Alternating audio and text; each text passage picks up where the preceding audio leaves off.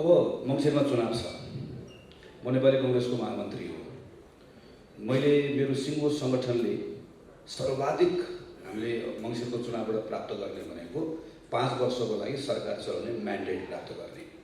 हाम्रो पार्टीको वडा कमिटीको सदस्यलाई पनि त्यो निर्वाचन जित्नको लागि के गर्नुपर्छ भन्ने कुराको मोटामोटी कुरा थाहा छ र गरि पनि रहेको छ। सिङ्गो पार्टी मसिनरी हाम्रो कस्तो हुन्छ भने निर्वाचन कसरी जित्ने, निर्वाचन किन जित्ने भन्ने कुराको एउटा प्रेरणा पनि हुन्छ।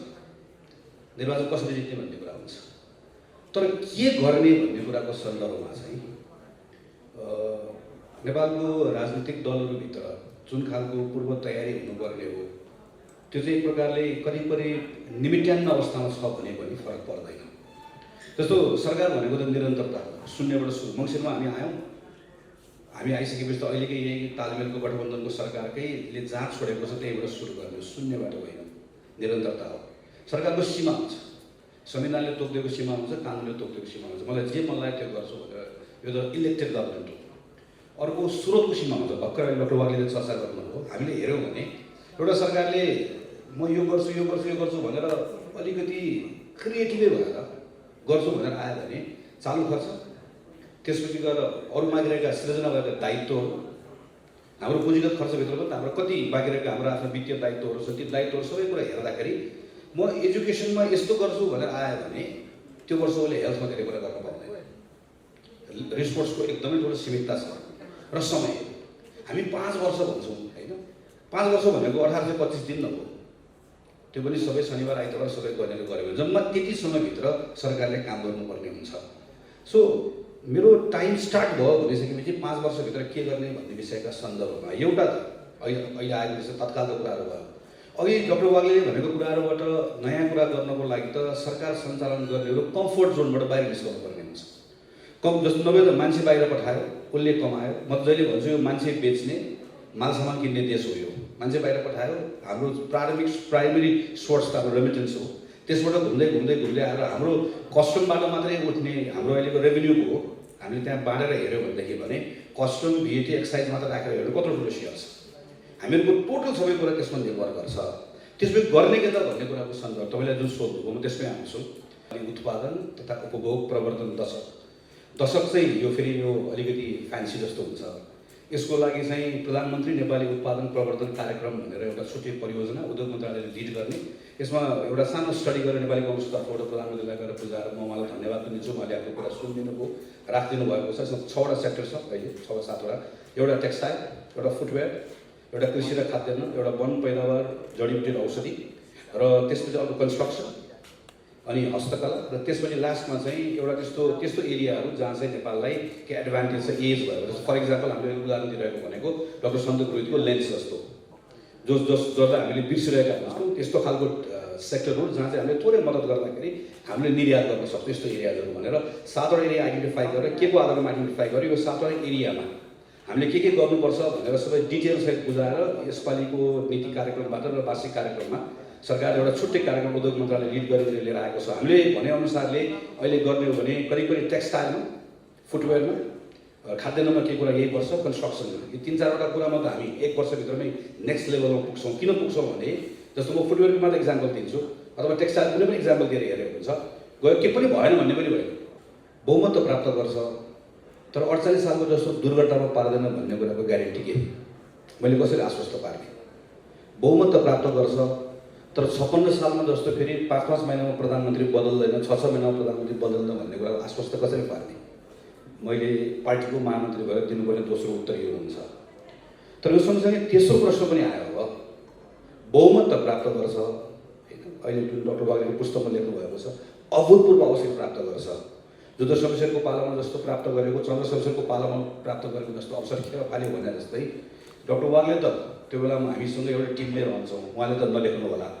अर्कोले पनि यहाँ तल आउनुभयो कसैले चाहिँ त्यो बेलामा चाहिँ नेपाली कांग्रेसले अतिरिक्त अवसर भनेर अर्कोले पुस्तक लेख्ने फेरि त्यो बेलामा सेतो पार्टी छँदैछ लेख्ने अवस्था आउने कुरा रहने भयो। किनकि हामी त कहाँसम्म मात्र सोचिरहेको भयौँ भने एउटा सरकार 5 वर्ष चलाउने जिम्मा पाउने, दोस्रो तपाईँले उठाएको प्रश्न त्यो 5 वर्ष चलाउने जिम्मा पाएको बेलामा चाहिँ कम्तीमा चाहिँ ठुलो दुर्घटना नहोस्, त्यो स्थिरताको लाभको कुरा आयो।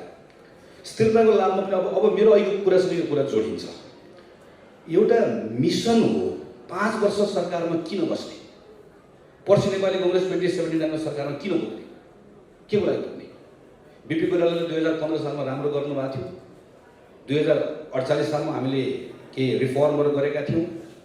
त्यो कुराको जस खोज्ने पार्टीको एउटा कुरा होला। तर पार्टी त 5 वर्षको के गर्नको लागि पुग्ने भन्ने कुरा हुनु पर्ला। अब यहाँनिर मैले कुरामा छोटकरीमा राख्छु। उहाँले भन्नुभयो एउटा गहन र गहकीको तयारी, एउटा टी, दुईटा कुरा भयो। अर्को नीतिको कुरा आयो। मेरो नीतिको कुरामा अलिकति फरक त होइन। मेरो आफ्नो मलाई के लाग्छ, जहिले हामी नीति भनेर भन्छौँ, नीति हाम्रो ठिकै हो तर कार्यान्वयन भएन भनेर भन्छौँ नि। मेरो चाहिँ कहाँनिरबाट क्वेसन के कुरामा रहन्छ भने कार्यान्वयन हुन नसक्ने वा कार्यान्वयन गर्न नसक्ने यदि हामीले कुनै कुरा बनायो भने त्यसलाई कसरी राम्रो भनेर भन्ने त। जस्तो प्रत्येक नेपाली केटाकेटीलाई दक्षिण एसियाको भारतसँगै तुलना गरेर भने भारतसँगको तुलना गर्न सकिने गर्ने उत्कृष्ट शिक्षा, विद्यालय शिक्षा दिइने नीति लिइनेछ। Very good policy. तर हाउ? अघि भनेको जस्तै ल अहिले सरकारले नीति के लिने भयो? आयात प्रतिस्थापन गरिनेछ, व्यापार घाटा घटाइनेछ। कसरी? त्यो गर्ने कुराको सन्दर्भमा त हाम्रो समस्या के हो? आजको हाम्रो समस्या के हो? त्यो समस्या सँगसँगै मैले भने जस्तो हाम्रो सीमा के हो? हाम्रो सम्भावना के हो? फेरि एउटा इकोसिस्टममा हेर्नुपर्छ। कुनै एउटा मन्त्रालयको मात्र कुरा हेर्ने कुरा होइन। त्यसैले सरकार चलाउँछु भन्नेलाई त्यो प्राइम मिनिस्टरलाई मैले खास यस्तो भन्छु के हुनुपर्छ भने 5 वर्ष त्यो सिइओ जस्तो मेरो लिमिटेसन छ। संविधानले मलाई भने मैले भनेको ठिक कुरा हो। जस्तो एकछिनमा मानौँ हामी संविधान धेरै चलाउँदैनौँ। हिजोको जस्तो हामी त्यो शासकको अनुवाद हामी राख्दैनौँ। हामी हाम्रो आफ्नो पोलिटिकल राइट अरू कुराहरूमा कहीँ धेरै कुरा गर्दैनौँ। 5 वर्ष सरकार चलाउँछौँ। तर 5 वर्ष सरकार चलाउँदै गर्दा यो प्रत्येक विषयमा के गर्छौँ भन्ने कुराको तयारी कसरी गर्छौँ, कानुनमा के बदल्छौँ, स्रोतको कुरामा के बदल्छौँ, गर्ने तरिकामा के बदल्छौँ, कसरी गर्छौँ, लिमिटेसनको बिचमा कसरी गर्छौँ भन्ने कुराको तयारी हामीले गरेनौँ भने के हुन्छ? अघि हजुरले भन्नुभएको जस्तै भने अब मिसन हुँदैन। मिसन नभइसकेपछि सरकारमा बस्ने मान्छेको जम्मा एउटा कुरा हुन्छ, आफू कसरी जोगिने भन्ने हुन्छ। अर्कोको कुरा के हुन्छ? कसरी बदल्ने भन्ने हुन्छ।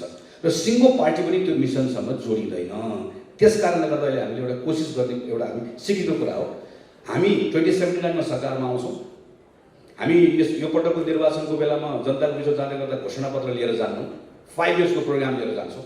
यो गर्छौँ, यो गर्छौँ, यो गर्छौँ, यसरी गर्छौँ, सबै कुरा लिएर जान्छौँ। जनताले पत्याउनु हो त्यो जिम्मेवारी लिएर जान्छौँ। हामी कहाँबाट सुरु गर्छौँ भन्ने कुरा छ भने नेपाल सरकारमा कस्तो हुँदो रहेछ भने कुनै पनि प्रधानमन्त्री आइसकेपछि कुनै सचिवलाई दुःख दिनु पर्ने बेला कहाँ ल्याउने भन्दा मन्त्री परिषदको कार्यालय ल्याउने। प्रधानमन्त्री कार्यालय सचिव भनेको दुःख दिने सचिव। अहिले जो हुनुहुन्छ अहिले प्रधानमन्त्री कार्यालय सचिव भेट्न जानुभयो सबैजना दुःखी भएर बसिराख्नु भएको हुन्छ।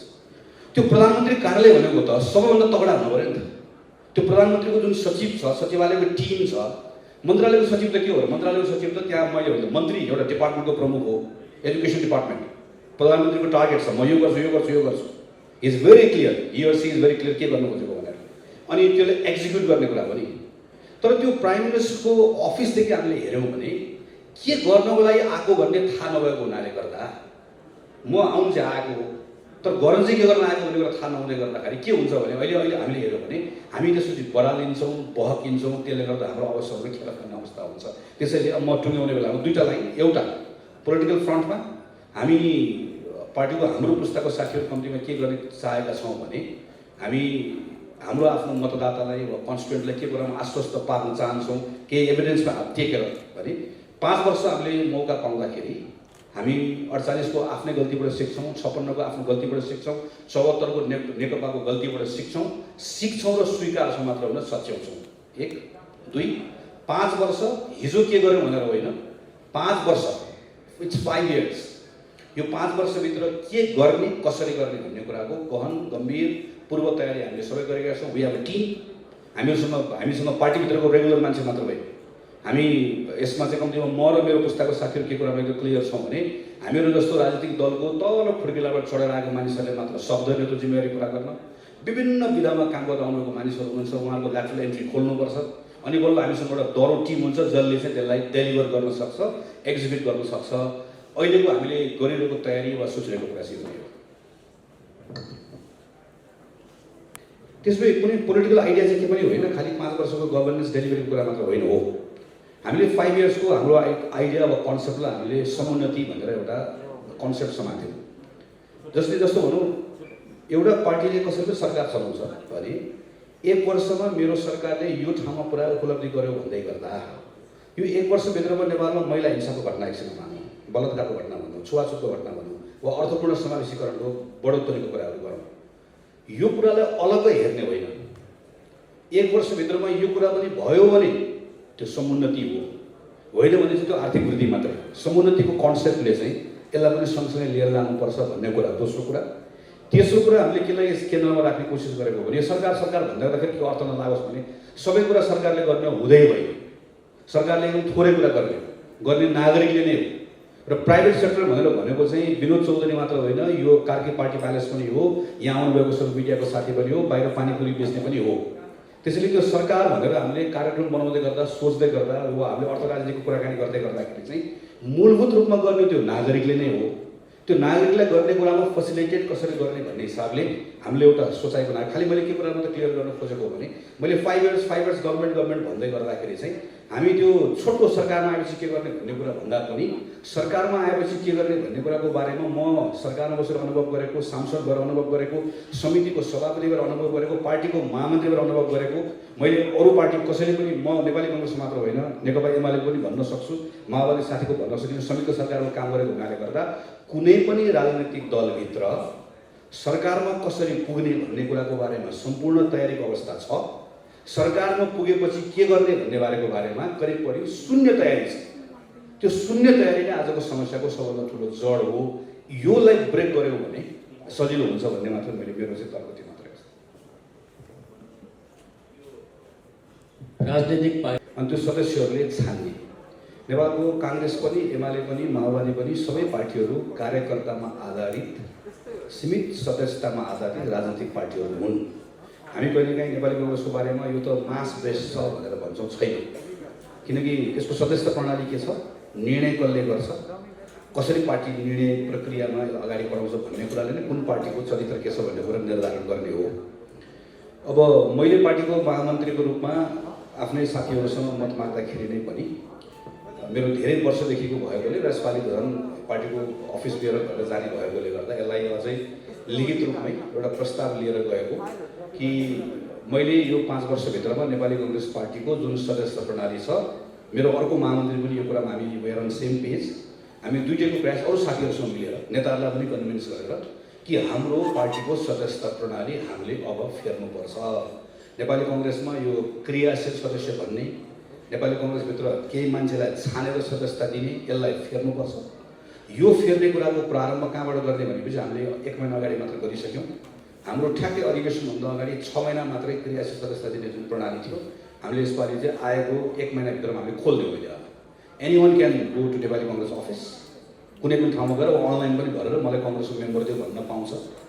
एउटा यहाँबाट सुरु गऱ्यौँ, तर यो सुरुवात मात्रैलाई रिफर्म गरेर कहाँ पुर्याउन चाहन्छौँ भने तपाईँले कुरा गर्नुभयो नि जस्तो पार्टीको उम्मेदवारी दिने कुरा नै पनि कहाँ पुगोस् भने कुनै एउटा नयाँ मान्छे म केही गर्छु भनेर आयो, म नेपाली काङ्ग्रेसबाट उम्मेदवार हुन चाहन्छु भनेर आउँदै गर्दाखेरि पार्टीको नेतासँगको पहुँच वा सम्बन्धले होइन, उसँग एजेन्डा छ र पार्टीको कार्यकर्ताहरूको बिचमा प्राइमेरी जस्तो लिएर जान सक्छ।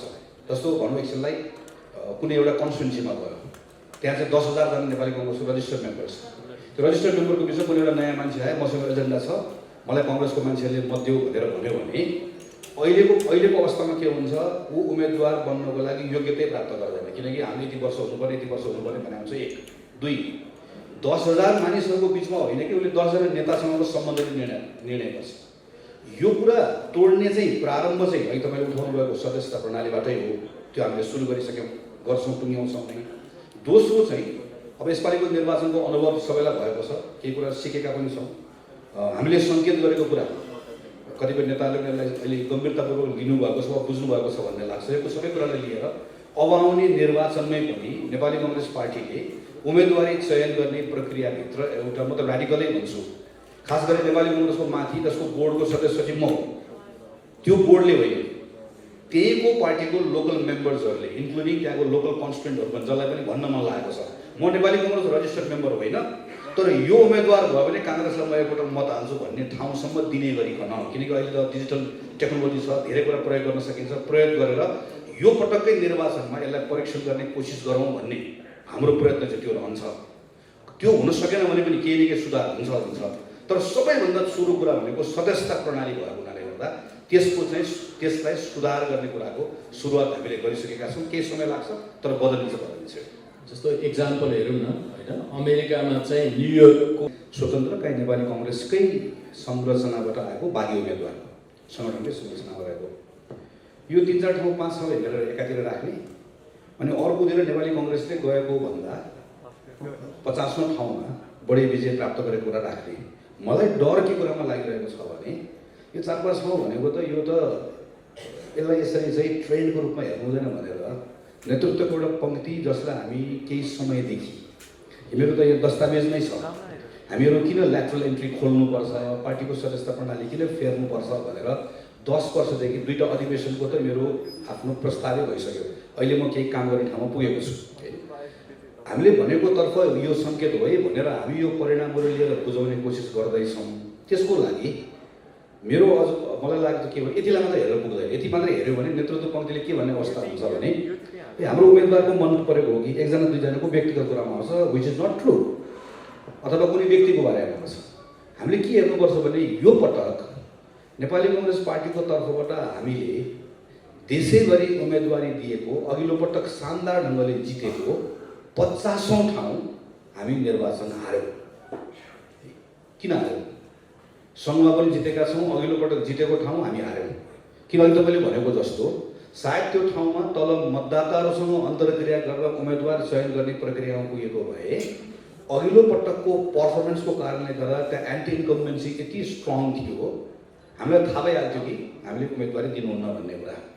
हामी त्यो डिस्कनेक्ट टलर्सबाट छौँ भन्ने कुराको प्रमाण चाहिँ यो एउटा मात्रै सहर होइन, यति मात्रै होइन। देशभरिको निर्वाचन जित्यो भन्ने कुराबाट अलिकति बाहिर आएर गहिरो र गम्भीर ढङ्गले निर्वाचनको यसपालिको सङ्केतहरू के छ भनेर हेऱ्यो भने अरू पार्टीले पनि आफ्नो ठाउँमा ग्रहण गर्ने कुरा आफ्नो होला। म नेपाली कङ्ग्रेसको सदस्य भएर नेपाली कङ्ग्रेस पार्टीले हेर्ने भनेको चाहिँ हाम्रो पार्टीको लागि एउटा विश्वासको मत प्रकट पनि भएको छ, अवसर पनि छ, तर एउटा केही गम्भीर सङ्केतहरू छ पार्टीकोमा, खास गरिकन तन्नेरी पुस्ताको साथीहरूलाई, तन्नेरी पुस्तामा नवीन सोच भएको मानिसहरूलाई जो पार्टीको तल्लो खुड्किला चढेर आएका होइन, दोस्रो तल्लामा पार्टीमा पुग्नुपर्ने छ। अब हामीहरू त जगै भनेर आएको, हामी पहिलेदेखि बसेका छौँ। उसलाई के हो भने तिमीले पहिलो तल्ला चढ्ने अनुभव बाहिर कतै गरिसकेका छौ भने तिमी सिधै दोस्रो तल्लामा झ्यालबाट पनि आउन सक्छौ है, तिमीसँग क्षमता छ भन्ने कुरा बनाउन सक्यौँ भने हाम्रो घर सदरलाई वेलकमिङ हुन्छ। ढाक्दो झ्याल ढोका लगाएर ढोकामा बसेर एउटा लट्ठी लिएर पहिले यसो हेरेर यहाँ चापदारे कहिलेदेखि हो भन्दै सोध्दै गयो भनेदेखि भने हामी त आउँदै बन्द हुन्छ। स्वर्णिमजी पनि क्षेत्र पाउनुहुन्छ होइन, टिकटका लागि तपाईँले त्यस्तो गर्नु हो। त्यसै गरी जुन कोलाबोरेसनको कुराहरू आयो, यो सङ्केत चाहिँ राजनीतिक दलले जति, म नेपाली कङ्ग्रेसै भन्छु, हामी कति खुला हुन्छौँ, कति उदार हुन्छौँ, कति नयाँ मान्छे लिन्छौँ, कति बाहिर काम गरेर मान्छे आउँछ, अरू क्षेत्रमा विधामा काम गरेर अनुभव प्राप्त गरेका मानिसहरू भित्र लिएर आउँछौँ र भित्र बसेको मानिसहरूले त्यो असुरक्षित महसुस गर्ने एउटा बेला थियो। एउटा बेला के हो भने नेपालको पार्टीलाई बेलायतको पार्टीसँग हामीले तुलना गर्ने कुरा, बेलायतमा संसदीय पार्टी जन्माएको, हामीले संसद जन्माएको नेपालको पार्टी न, हामी अमेरिकासँग तुलना गर्न मिल्ला। तर यत्रो लामो समय राजनीतिक सङ्घर्ष गरेर नियमित अवस्थामा आइसकेपछि पनि अब पार्टी हिजोको जस्तै रेजिमेन्टेड, हिजोको जस्तै सदस्यता यति वर्षको सदस्यता भनेर अहिले पनि चलाउने हो भने किन नेपालको पार्टीलाई विश्वास गर्ने भन्ने प्रश्न त आउँछ नि त। अब मतदाताहरूसँग त आफ्नो छनौट त सबैसँग छ नि, कार्यकर्तासँग पो छैन। मतदातासँग मतदाता त जहाँ पनि जान पाउँछ नि, कार्यकर्ताले अन्तर्घात गर्यो भन्छौँ हामी, मतदाताले अन्तर्घात हो र, मतदाताको त मन बदलिन्छ नि। यो सङ्केत चाहिँ म लगायत मेरो पुस्ताको साथीहरूले पार्टीभित्र मजाले बुझेका छौँ। अगाडिदेखि यो सङ्केत के पछाडिबाट बुझेकोले रिफर्मको कोसिस पनि गरिरहेको, तर मैले यसलाई सकारात्मक टोनमा टुङ्ग्याउँछु। हिजो हामीले मात्र भनिरहेको केटाहरूले मात्र भनिरहेका अघि हुने लागेको थियो, अहिले देशैभरि देखिएको हुनाले गर्दा पार्टी रिफर्मको हाम्रो एजेन्डामा काम गर्नको लागि एउटा आधार, एउटा बल हामीलाई प्राप्त भएको अवस्था छ। यसलाई हामी सङ्गठित गर्न चाहन्छौँ। पार्टीको समर्थक शुभेच्छु, पार्टीले प्रभावित गर्ने, पार्टीको नियमित समर्थनको संरचना हुँदा बाहिर रहेको समूहले त्यो बल ताकत दियो भने पार्टीभित्र धेरै जसो त्यो कुराको बदलाव आएको मेरो अनुभव छ। गएको वर्षमा काम गरेको म बाहिर रहेको समूहसँग गएर मेरो अपिल के कुरामा छ भने हामी जहिले पनि सिम्टमको बारेमा कुरा गर्छौँ, हामी कजमै जान्दैनौँ। अहिले पनि यो फलानु असल फलानु खराब, हामी त्यो व्यक्तिभन्दा माथि असल र खराबभन्दा माथि जाँदै जाँदैनौँ। अहिले पनि सिस्टमको कुरा आयो, तपाईँले ठिक उठाउनु भएको छ। नेपालको राजनीतिक दलको सरकारमा पुगेपछिको गभर्नेन्सको समस्या कहाँबाट सुरु हुन्छ भने सुरु हुन्छ पार्टीको मेम्बरसिपबाट। पार्टीको मेम्बरसिप खुला गरिदियो, उम्मेदवार नयाँ आउँछ, उम्मेदवारको त्यो कोही मान्छे उम्मेदवार किन हुने, ओरिएन्टेसन के को लागि किन हो भन्ने कुरा फरक हुन्छ। त्यो सबै कुराले सरकार कसले बनाउने कुरा फरक बनाउँछ, त्यसले डेलिभरी गर्ने कुरा कहाँ फरक हुन्छ। हामी सिधै कहाँ जान्छौँ भने त महामन्त्री भएर आइस, तैँले जादु गर्नुपर्छ, तैँले जादु गर्छौ भने त्यस गर्न सकिनस्। हामी मान्छेमा गइहाल्छौँ कि हामी एकैचोटि भगवान बनाइदिन्छौँ कि राक्षस बनाइदिन्छौँ, कि दानवीकरण गर्ने कि देवत्वकरण गर्ने जुन हाम्रो आम प्रवृत्ति भएको छ। यसबाट अलिकति फरक पार्टीहरू भने पनि इन्स्टिट्युसन्सहरू हो। इन्स्टिट्युसन बन्ने कुरामा लिगेसीमा के कुरा आएको छ, रिफर्म कहाँ गर्न सकिन्छ, रिफर्म गर्ने ठाउँहरू के हो, ल केटा हो रिफर्म गर्नुपर्छ, तिमीलाई हामी बाहिरबाट बल पुऱ्याउँछौँ भन्ने कुरा लेखिदिने, बोलिदिने, भनिदिने मान्छेले यो विषयहरूको बारेमा जनमत बनाइदिने, कुरा बुझाइदिने, यङ मान्छेलाई पनि बुझाइदिने, यसरी गयो भने चाहिँ हामीलाई बल प्राप्त हुन्छ हेर्नुहोस्। अनि हामी त्यहाँ एउटा धक्का दिन सक्छौँ होइन, नभए चाहिँ त्यो क्रिटिकल मास त्यसपछि चाहिँ हामी बढाउन सक्छौँ जस्तो लाग्छ।